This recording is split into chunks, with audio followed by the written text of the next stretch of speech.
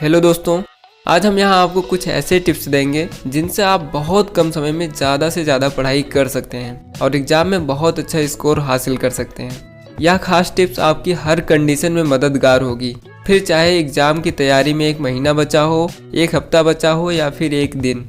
यह एग्ज़ाम छमाही हो सकती है, बोर्ड परीक्षा हो सकती है या फिर कोई अन्य प्रतियोगी परीक्षा।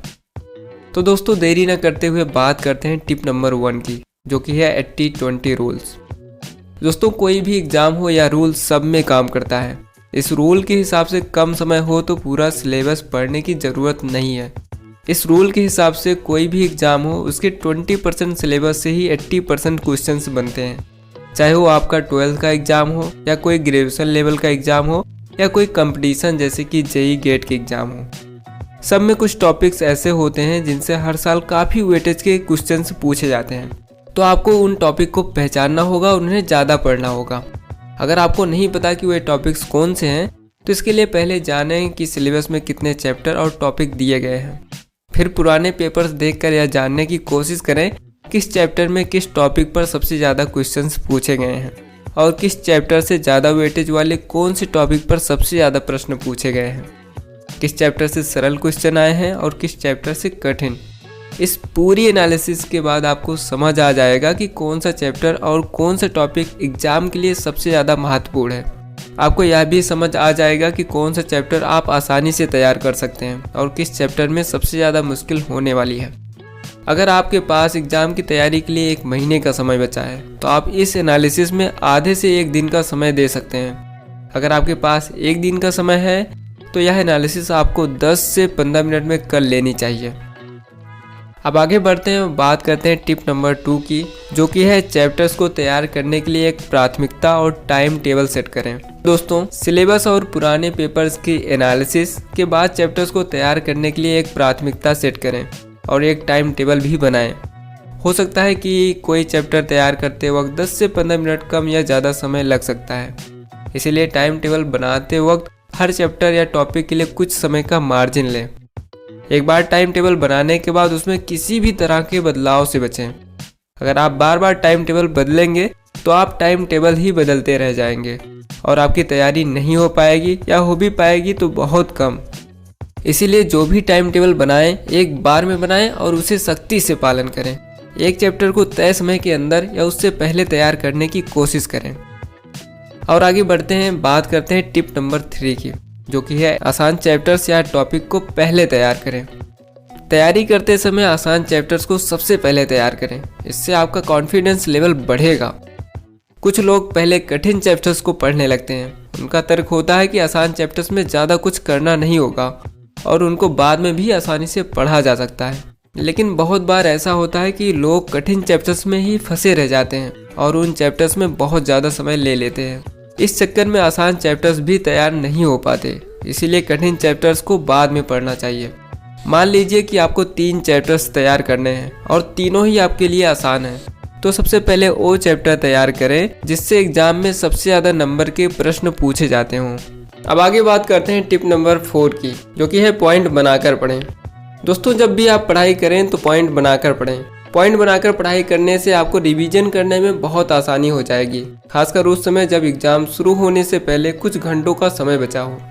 सब्जेक्टिव प्रश्नों के उत्तर देते समय अगर आपको महत्वपूर्ण पॉइंट्स याद होंगे तो आप आसानी से बड़ा उत्तर दे सकते हैं। इसीलिए प्रश्नों के उत्तर को हमेशा पॉइंट बनाकर पढ़ना अथवा याद करना चाहिए।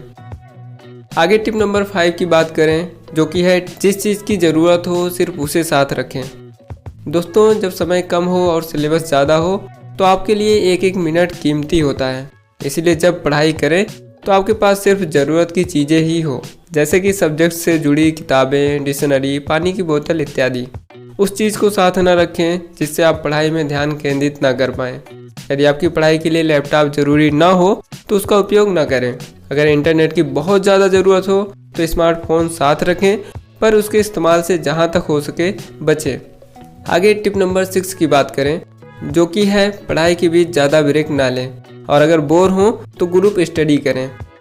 दोस्तों अक्सर आपने लोगों से सुना होगा कि पढ़ाई के बीच ब्रेक जरूर लेना चाहिए, लेकिन यह बात तभी तक सही है जब आपके पास समय बहुत ज़्यादा हो और सिलेबस बहुत कम।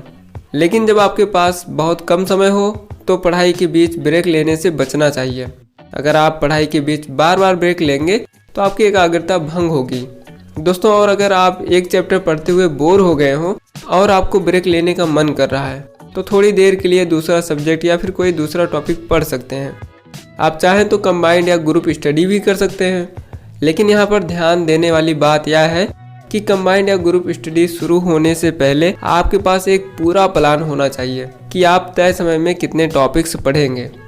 प्लान बनाकर ही कंबाइंड या ग्रुप स्टडी करने का सबसे ज़्यादा फायदा होता है। आगे बात करें टिप नंबर 7 की, जो कि है भरपूर नींद और उचित आहार लें। दोस्तों, जब आप कम समय में ज़्यादा पढ़ाई करते हैं तो अपने मस्तिष्क पर ज़्यादा दबाव पड़ता है, इसीलिए इस समय आपको भरपूर नींद लेनी चाहिए जिससे कि आपकी एकाग्रता क्षमता पर कोई प्रभाव ना पड़े। इस समय आपको बैलेंस डाइट भी लेनी चाहिए और आपको मैदे से बनी खाने की चीज़ों से बचना चाहिए, क्योंकि मैदे से बनी चीज़ें या फास्ट फूड खाने से आलस्य बढ़ता है और आपके मस्तिष्क की कार्य क्षमता घटती है।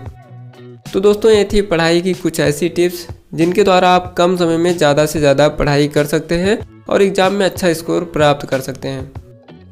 एक बार इन 7 टिप्स को रिवाइज कर लेते हैं, जिसमें पहला था 80-20 रूल्स, दूसरा था चैप्टर्स को तैयार करने के लिए एक प्राथमिकता और टाइम टेबल सेट करें, तीसरा था आसान चैप्टर्स या टॉपिक को पहले तैयार करें, चौथा था पॉइंट बनाकर पढ़ें, पांचवा था जिस चीज़ की ज़रूरत हो सिर्फ उसे साथ रखें, छठवां था पढ़ाई के बीच ज़्यादा ब्रेक ना लें और अगर बोर हों तो ग्रुप स्टडी करें, और लास्ट यानी कि टिप नंबर 7 था भरपूर नींद और उचित आहार लें। तो दोस्तों, इन 7 टिप को आप फॉलो करके कम समय में एग्ज़ाम में अच्छे मार्क्स ला सकते हैं। और अगर आपको लगता है कि हमारी वीडियो आप और आपके दोस्तों के लिए हेल्पफुल है तो आपसे एक छोटी सी रिक्वेस्ट है, आप अपने दोस्तों में इस वीडियो को ज़रूर शेयर करें, जिससे कि आपके दोस्त भी एक प्रॉपर मैनर वे में पढ़ाई कर पाएँ और एग्ज़ाम में अच्छे मार्क्स ला पाएँ। आप अपने एग्ज़ाम की तैयारी पर भरपूर ध्यान दें। आशा करता हूं कि आपका एग्ज़ाम अच्छा जाएगा। तो दोस्तों, इसी के साथ हम सनी आर्या और हमारे पार्टनर तुषार मिलते हैं आपको एक नई जानकारी के साथ अगली वीडियो में।